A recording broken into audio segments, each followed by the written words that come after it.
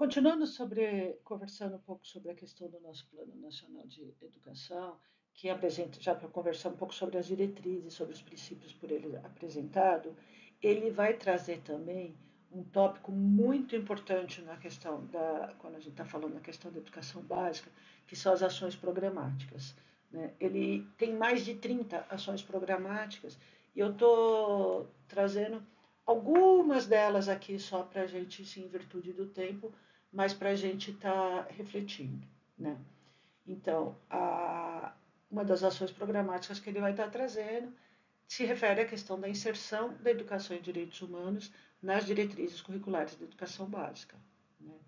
Da importância de se integrar os objetivos da educação em direitos humanos aos conteúdos, recursos, metodologias e formas de avaliação dos sistemas de ensino, no incentivo à utilização de mecanismos que assegurem o respeito aos direitos humanos e suas práticas do sistema de ensino, né?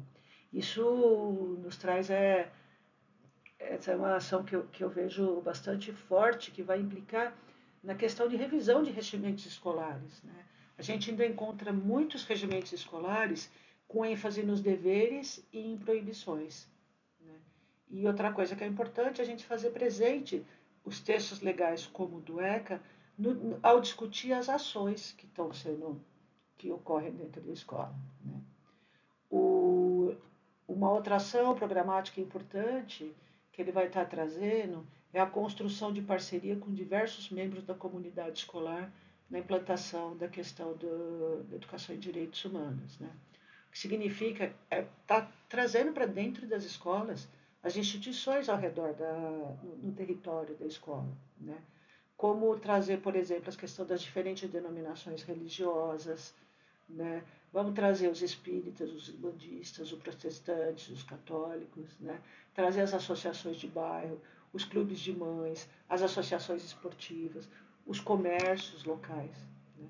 São parcerias que são muito importantes e que absolutamente significativas para a questão do território.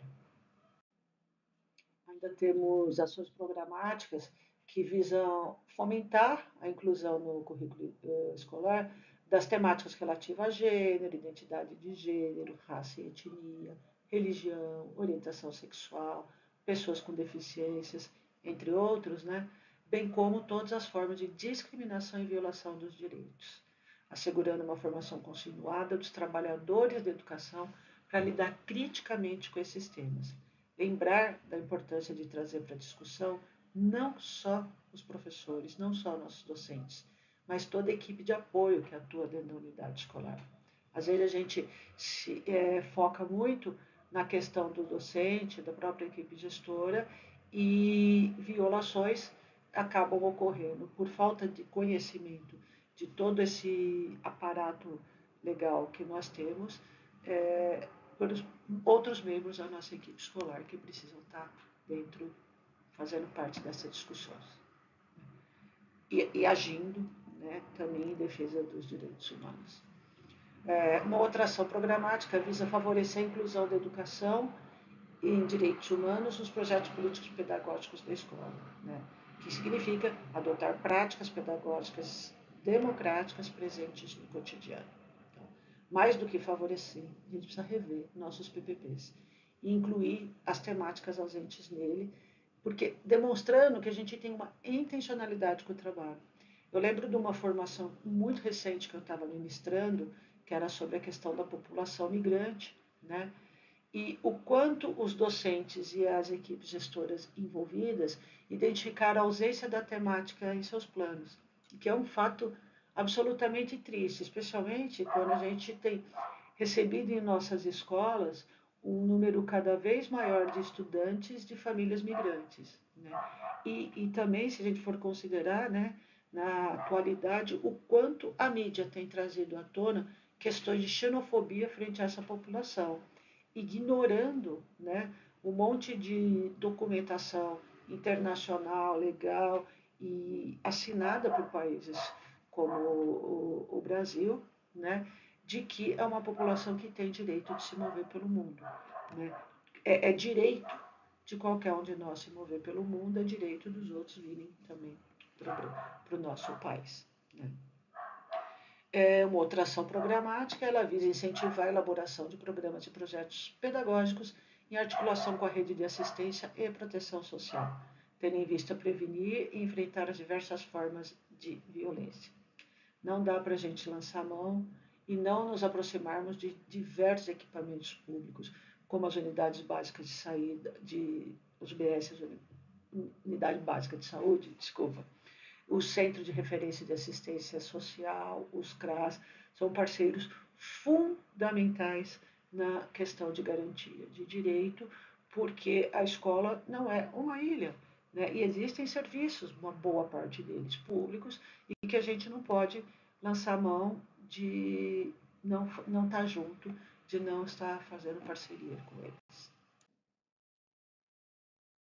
Temos ainda as ações programáticas que se ocupam de apoiar as expressões culturais cidadãs presentes nas artes e nos esportes, originadas nas diversas formações étnicas da nossa sociedade. Podemos lembrar da questão dos grupos de grafite, de funk, de samba, de danças de outras culturas, de times de futebol, de capoeiristas e por aí adiante. Há uma ação programática que fala sobre a importância de favorecer a valorização das expressões culturais regionais e locais, né, que devem ser consideradas e inclusas nos projetos políticos pedagógicos das escolas, do incentivo à organização estudantil, dos grêmios, associações, observatórios, grupos de trabalho, como uma forma de aprendizagem dos princípios dos direitos humanos, da ética, da convivência, da participação democrática na escola e na sociedade. Ou seja, a ideia de dar vez e voz aos estudantes, né? Do estímulo aos conselhos escolares, né? Os conselhos de escola como potenciais agentes promotores da educação e direitos humanos no âmbito da escola, exercitar a democracia num espaço de disputas e interesses diversos, dando ênfase nos direitos humanos. Combater, por exemplo, a ideia de expulsão dos alunos, tão comum na rede estadual, que não lida com suas diferenças e conflitos e simplesmente muda os jovens de escola como se excluir fosse o caminho para a resolução das questões. Dessa ação programática, né, que vai falar de fomentar a criação de uma área específica de direitos humanos com funcionamento integrado nas bibliotecas públicas e, diria eu, também nas escolares, né?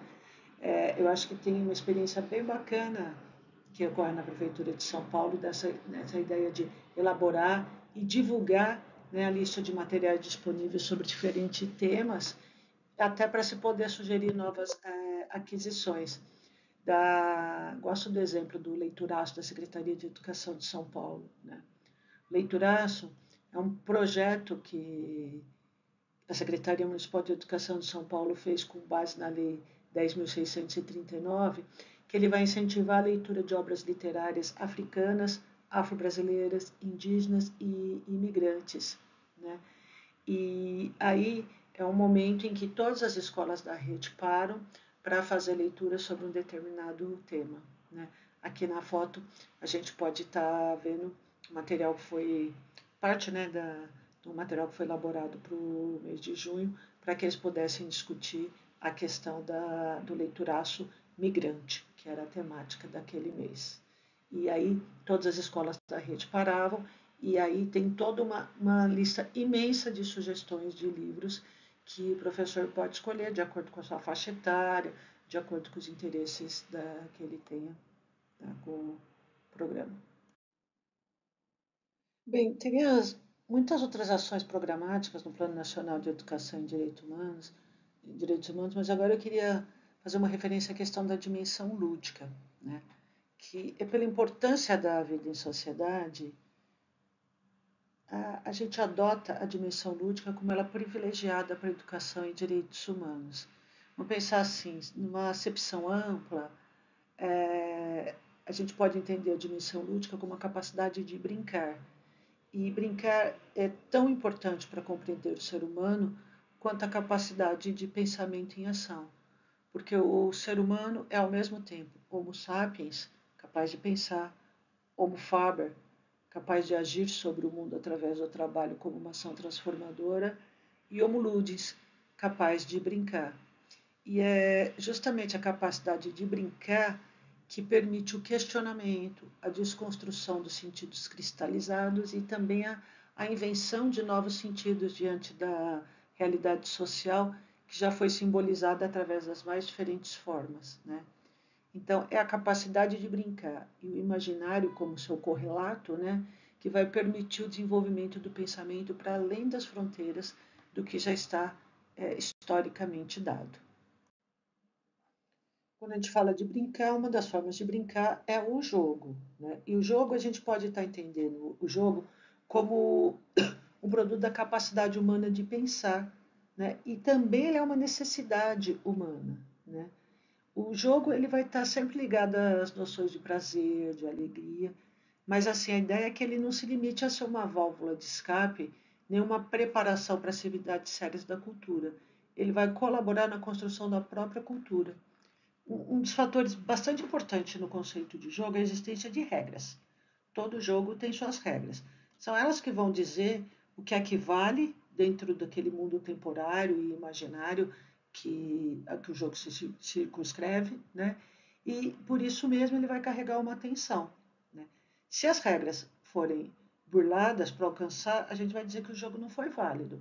Num jogo, os jogadores precisam compreender e seguir regras. Então, assim, para jogar, eles vão precisar desenvolver competências, né? E também a gente não pode deixar de considerar que o jogo ele é uma fonte de obtenção de prazer, pelo simples fato de que ele vai se engajar numa atividade lúdica, interagir e viver esse processo. Nós podemos dizer que os jogos favorecem agrupamentos sociais não só porque ele agrega pessoas, mas porque ele também pode facilitar, através de suas regras, a continuidade das relações, a autogestão do sentimento de hostilidade e de competição, né? E a aprendizagem do ponto de vista do outro e do respeito à alteridade. Porque os jogadores, além de seguir regras e obterem satisfação, eles vão ter a consciência latente ou manifesta de que eles estão fazendo de conta, né? De forma que a competição no jogo também estaria ligada à capacidade criadora de cultura, porque ela colabora com o desenvolvimento das capacidades humanas e porque se desenvolve dentro de regras consideradas válidas pelos participantes. É, no, é reconhecendo a sua natureza lúdica e não destrutiva é a forma como que o jogo pode ser apreciado. Tem uma infinidade de jogos que vão explorar diferentes temáticas que favorecem a educação em direitos humanos. Hoje eu vou conversar sobre alguns, né? Eu vou falar sobre jogos tradicionais, né? O que são os jogos tradicionais, né? São aqueles clássicos que fizeram parte da minha infância e da de muitos de vocês e que foram adaptados para temáticas de direitos humanos. Eu vou falar de jogos inspirados em jogos como Dominó, Super Trunfo, Banco Imobiliário, pode ser jogos da memória, diversos jogos de trilha, né? Dentre tantos outros que fizeram parte das infâncias, adolescências e vida adultas de cada um de nós. O primeiro deles que eu vou trazer para vocês é o Dominó do Objetivo dos Milênios. Ele é um ótimo exemplo que foi usado para suscitar ou para sistematizar o diálogo acerca dos 8 objetivos do milênio estabelecidos pela Organização das Nações Unidas no ano 2000 e assumido por um conjunto de países, cento e tantos países, inclusive o Brasil, né? Nesse modelo, ele vai partir de uma pedra inicial e o próximo jogador deverá continuar colocando uma peça com o logotipo de um dos objetivos do milênio em uma das pontas, né? O próximo jogador vai ter a opção de inserir uma carta com o logotipo ou a definição do objetivo. E o jogo vai seguir até que todas as pedras tenham sido colocadas, né? O interessante que quando ele foi elaborado, é que para cada objetivo do milênio se completar, vão ser necessárias 4 peças do jogo de dominó. Né? Uma com o logotipo, outra com a definição do objetivo do milênio, outra com alguns dados sobre esse objetivo e uma em que o jogador vai opinar sobre o tema. E só então que o jogo vai se abrir para colocar um novo objetivo. Esse jogo está disponível para download na internet também. Tem também aquele jogo O Trunfo. Né? O Trunfo ele é um jogo clássico entre as crianças e adolescentes. Nesse modelo que eu trouxe aqui, o Triunfo Jogos Heroínas da História, ele vai trazer 32 cartas de mulheres e de mulheres que são homenageadas pelas suas histórias. Né? Cada carta vai contemplar uma personagem, resumir em algumas linhas quem é a mulher da carta. Nesse jogo foram selecionados os seguintes superpoderes para as mulheres incríveis. Né? Ano de nascimento, inovação, carisma e persistência. Né? Quando a gente vai jogar o Super Trunfo, Heroínas da História, os jogadores. É o jogo tradicional do trunfo. As cartas são distribuídas igualmente entre todos os jogadores e cada um fica com o seu monte virada para baixo. Né? E aí o jogador da vez ele tira a primeira carta e todos têm que comparar o valor com a mesma característica. Então vamos supor que o jogador da primeira carta tivesse tirado esse aqui, né, a mãe menininha, né, e ele tivesse escolhido, e aqui tem um histórico da mãe menininha que vai dizer, com gentileza e força, ela manteve e disseminou suas tradições e crenças ancestrais. E aí cada coisa tem um valor, o ano de nascimento, a inovação, o carisma e a persistência.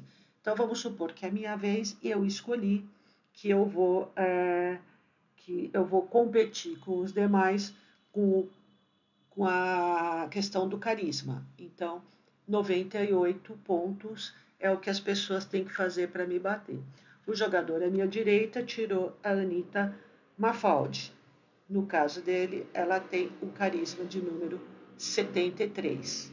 E o outro jogador tirou a irmã Dulce, que tem um carisma de 99. Então, nesse caso, o jogador da irmã Dulce vai recolher as 3 cartas do baralho e colocar debaixo do seu monte, pois ele foi o vencedor da jogada. É bem interessante, né? E assim, sempre quem tem o valor mais alto, esse daqui que eu estou mostrando, ele é um jogo disponível para venda. Tem uma versão do Super Trunfo com mulheres cientistas que pode ser baixado gratuitamente no site do Tá Pronto Amplifica. E tem também outros para venda, como o Super Trunfo Afrohistórico, jogos de personalidades negras. Mas quando a gente traz aqui, o que seria maravilhoso é que se a gente vai estudar uma temática de direitos humanos, a gente junto com os alunos elaborassem um novo jogo, né? Pensasse qual a temática que a gente vai fazer, quais as categorias que a gente vai escolher, o que, que a gente vai pesquisar sobre essas pessoas, como que vai dividir os pontos e depois poder jogar com eles. Uma outra adaptação de um jogo tradicional que eu trouxe para vocês, para a gente estar conversando a respeito, é o jogo da vida real.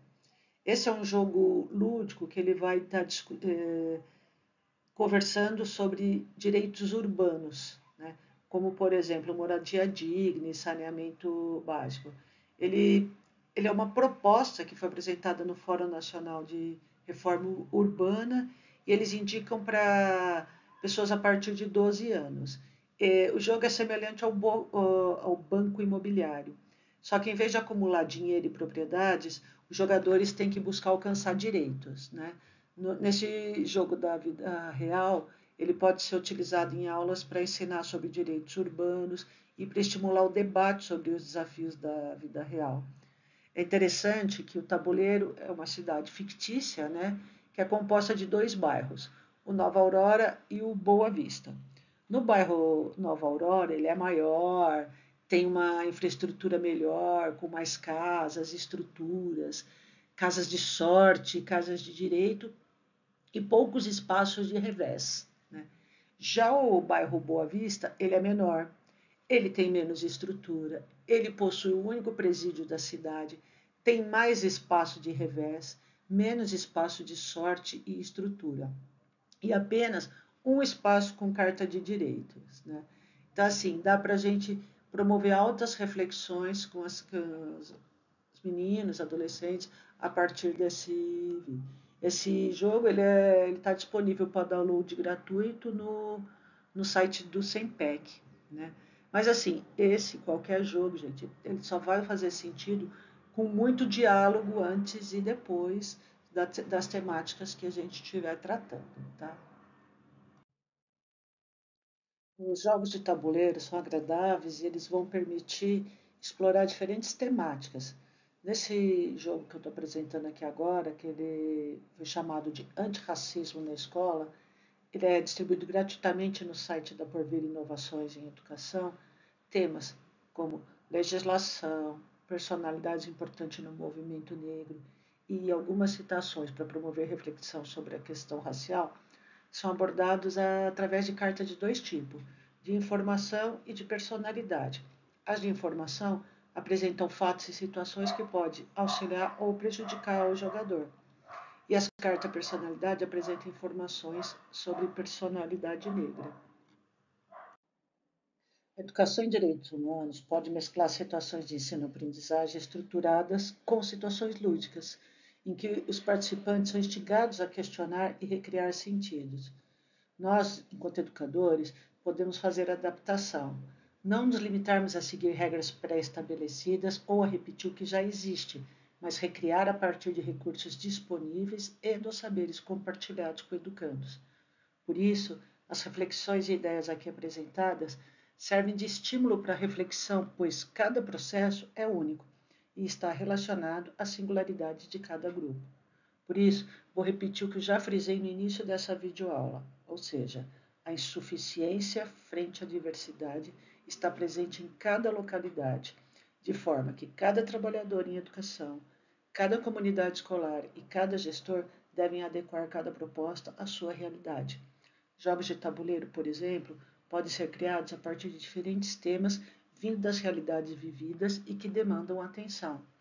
A escolha do tipo de tabuleiro, do formato do avanço do jogo, se com dados, se com roletas, se com ampulheta, das cartas, né, como vão ser as cartas de avanço e de reversa, elas vão apresentar informações, casos a serem discutidos, perguntas a serem respondidas, vão fazer parte do processo criativo e da necessidade de cada grupo.